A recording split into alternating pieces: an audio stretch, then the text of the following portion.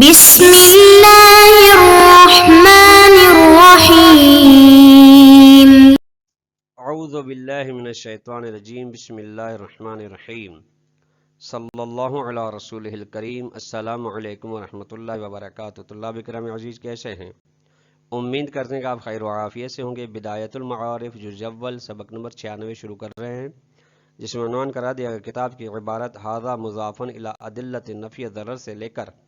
آخر تک، یعنی آخر فصل ثالث تک۔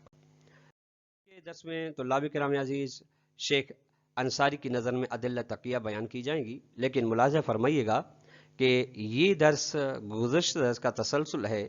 وہ یہ تھا کہ ادلہ تقیہ کو بیان کیا جا رہا تھا، کچھ ادلہ بیان کی گئی، اس کے علاوہ باقی جو ادلہ رہتی ہے شیخ انصاری کی نظر میں وہ بیان کی جائیں گی۔ آئیے عبارت کو ھذا مضافن، یعنی یہاں تک جو تھی بات یا ادلہ، یہ اس کے علاوہ تھی کہ اس کے علاوہ ادلت نفی ضرر، یہ نفی لا ضرر ولا ضرار فی الاسلام، اس کے علاوہ جو نفی ہوئی ضرر کی اس کے علاوہ ہے۔ وہ حدیث رفع عن امتی تسعۃ اشیاء، یہ حدیث رفع عن امتی تسعۃ اشیاء، نبی اکرم صلی اللہ علیہ وسلم کی جو حدیث مشہور و معروف فقہ میں زیادہ بحث کی جاتی ہے کہ میری امت میں سے 9 چیزیں اٹھا لی گئی ہیں، یا 9 چیزوں کے حکام اس پہ لاگو نہیں ہوتے ہیں، یہ اس بنا پر ومنہا، اس میں سے ایک حدیث تسع اشیاء میں سے مضطروا الیہا، جس کی جانب میری امت مجبور ہو، مجبوری کی حالت میں جو انجام دے، اس کے مجبوری کی حالت میں اس پر سزا و ثواب کے احکام جاری نہیں ہوتے۔ قال شیخ الانصاری قدس سرہ، شیخ العظم قدس، شیخ اعظم مشہور لقب ہے شیخ انصاری کا، فرماتے ہیں ثم الواجب منہا یعنی تقیہ، تقیہ میں سے جو واجب یبیح جائز ہے، مباح ہے، کل محظور، ہر وہ فعل جو محظور و ممنوع ہو، جس کے لیے مجبوری ہو، مباح بن جاتا ہے، من فعل الحرام، چاہے حرام کو انجام دینا پڑے، اور ترک الواجب، یا واجب کو ترک کرنا پڑے۔ اگر ان کاموں کے لیے کوئی مجبوری ہے تو پھر کوئی مسئلہ نہیں ہے، واجب ترک کیا جا سکتا ہے، حرام انجام دیا جا سکتا ہے۔ والاصل فی ذالک، اصل قاعدہ و قانون حرام کو انجام دینے میں، واجب کو ادلۃ النفی ضرر ہے، نفی ضرر کی ادلہ ہے، یعنی اگر حرام کو انجام نہیں دیا جا رہا تو ضرر جانی و مالی و ناموسی ہو رہا ہے، اگر واجب کو ترک نہیں کیا جا رہا تو ضرر مالی و جانی و ناموسی ہو رہا ہے، لہٰذا ادلہ نفی ضرر کہہ رہی ہیں کہ آپ ان کو انجام دیں تاکہ ضرر سے بچ سکیں۔ اور دوسری دلیل ہے ان کے بارے میں، وہ حدیث رفع عن امتی تسعۃ اشیاء ومنہا مضطروا الیہ، دوسرے یہ حدیث ہے مشہور و معروف نبی اکرم صلی اللہ علیہ وسلم کی کہ میری امت سے 9 چیزوں کے احکام اٹھا لیے گئے ہیں، ان میں سے ایک مجبوری کی حالت میں جو انجام، مجبوری کی حالت میں اگر فعل انجام دیا، پر کوئی ایسی مجبوری ہے کہ اگر آدمی ایسے معاشرے میں رہتا ہے داڑھی نہیں منڈوا رہا،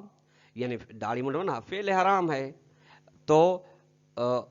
اس کے اوپر طنز کی جا رہی، اس کے لیے معاشرے میں اٹھنا بیٹھنا مشکل ہو جاتا ہے، تو تقیہ کی صورت میں بن جاتا ہے، اس کے یا جان کو نقصان پہنچے گا، یا اس کے مال کو نقصان پہنچے گا، یا عزت و آبرو چلی جائے گی، تو اسلام اجازت دیتا ہے، کوئی مسئلہ نہیں ہے۔ مضاف الی عمومات تقیت، اس کے علاوہ تقیہ کے عمومات ہیں جو تقیہ کے ادلہ ہیں، مثل قولی فی الخبر، جیسا کہ قول ہے روایت میں کہ ان تقیت واسعۃ، تقیہ وسعت رکھتا ہے، لیس شیء من تقیت، تقیہ میں سے کوئی ایسی چیز نہیں الا لیکن وصاحبہ ماجور، یعنی جو بھی چیز ہے تقیہ انجام دینے والے شخص ماجور ہے، یعنی اس کا اجر ہے خدا کے نزدیک۔ وغیر ذالک من الاخبار متفرقۃ فی خصوص الموارد، اس کے علاوہ اور بھی روایات ہیں متفرقہ خاص خاص مورد کے بارے میں۔ وجمیع هذه الادلۃ، تمام یہ ادلہ حاکمۃ ادلۃ الواجبات والمحرمات، حاکم ہیں ادلہ واجبات محرمات، یعنی ادلہ تقیہ جو کہ عمومات ہیں یہ حاکم ہیں واجبات و محرمات کے ادلہ پر، یعنی ان کو ان کی ادلہ کے لیے حاکم ہیں، یعنی ان کے دائرے دلالت کو وسیع بنا رہی ہیں. فلا یعارض بہا شیء منہا، بس ان ادلہ میں سے ان کے ساتھ بہا یعنی ادلہ واجبات کے ساتھ میں سے کوئی بھی ان کے ساتھ کوئی چیز تعارض اور ٹکراؤ نہیں رکھتی منہا ادلہ تقیہ میں سے، حتیٰ تاکہ جب ٹکراؤ نہیں ہے، تزاحم نہیں ہے، تاکہ یلتمس ترجیح ہو، تاکہ مرجحات کی جانب آدمی جا سکے. طلاب کرام، جب دو ادلہ کے درمیان میں تزاحم ہوتا ہے تو وہاں مرجحات کی جانب جانا پڑتا ہے. ان مرجحات کی بنا پر ایک طرف والی روایات کو، ادلہ کو انتخاب کیا جاتا ہے. یہاں پہ تعارض ہی نہیں ہے ادلہ واجبات اور ادلہ واجبات و محرمات اور ادلہ تقیہ میں، تاکہ مرجحات کو ڈھونڈا جائے. وَيَرْجِعُ إِلَى الْأُصُولِ، اور جب مرجحات نہیں ہوتے پھر اصول کی جانب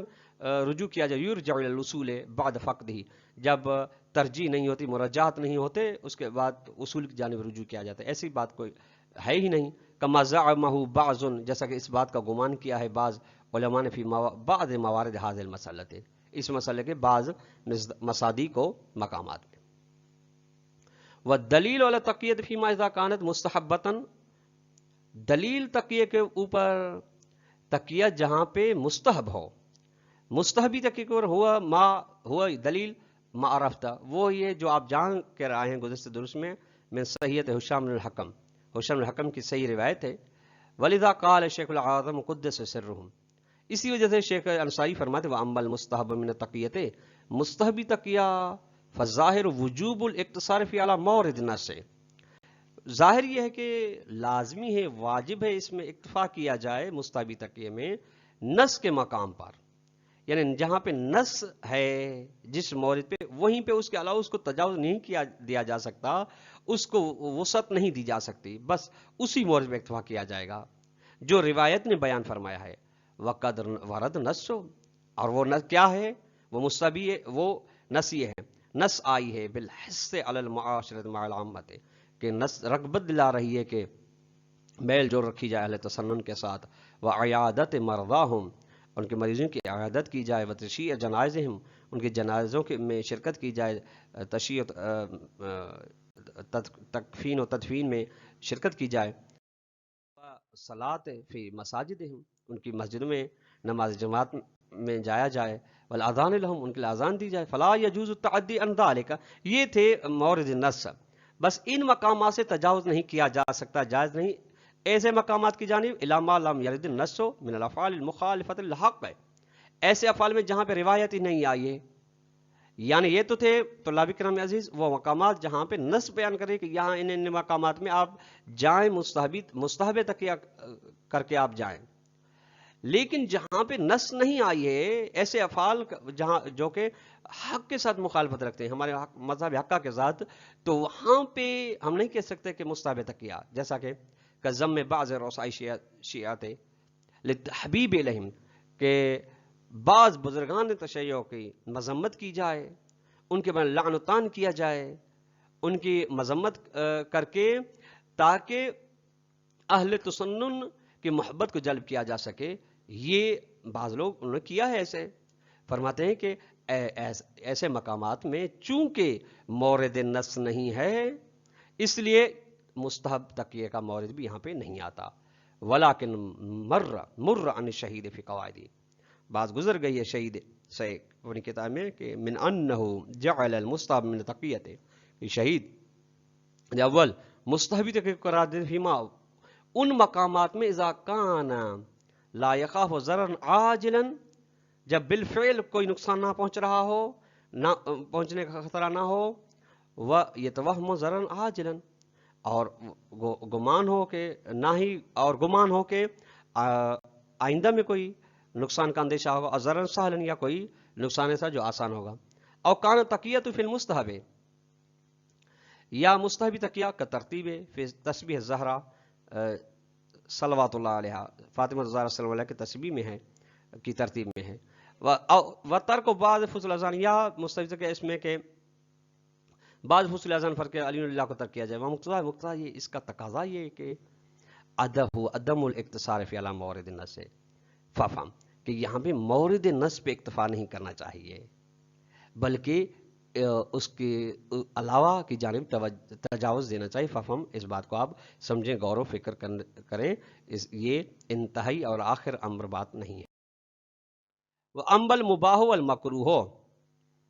تکیے مباح اور تکیے مکروہ، فقد قال الشیخ العظم،